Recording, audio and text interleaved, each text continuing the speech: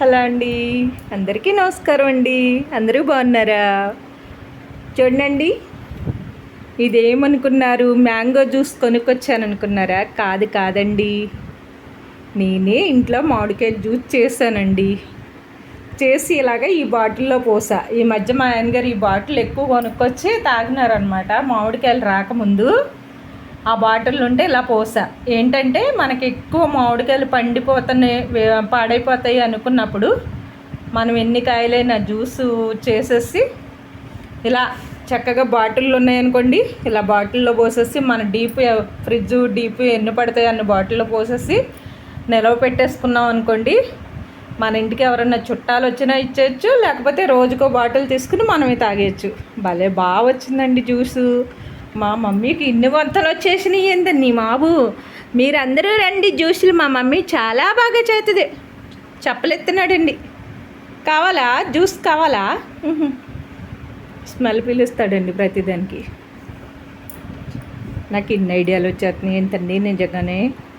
భలే బాగా వచ్చిందండి సేమ్ అసలు. ఇంకా కొంచెం పలసగా కూడా చేసుకోవచ్చండి, కాకపోతే పంచదార ఎక్కువ పోయాలి. నేను పంచదార ఏమీ అంత ఎక్కువ వేయలేదు, వేసాను కానీ అంత ఎక్కువ వేయలేదు. చూడండి, వచ్చి కొన్న బాటిల్లో భలే బాగున్నాయి.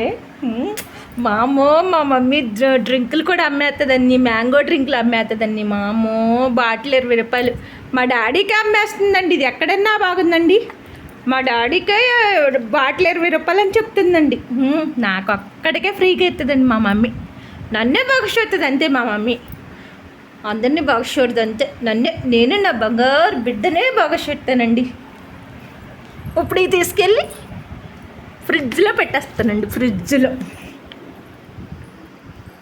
వంటింట్లో చీకటిగా ఉందండి.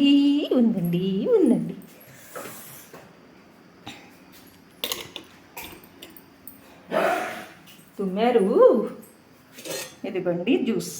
ఇది ఫ్రిడ్జ్లో పెట్టలేదండి. ఫ్రిడ్జ్లో పెడితే నేను కూడా ఎక్కువ తాగట్లే, అయినా నాకు తాగిన పడట్లేదండి. తర్వాత ఈయన తాగినాక పెట్టచ్చులే ఫ్రిడ్జ్లో అని పెట్టలేదనమాట.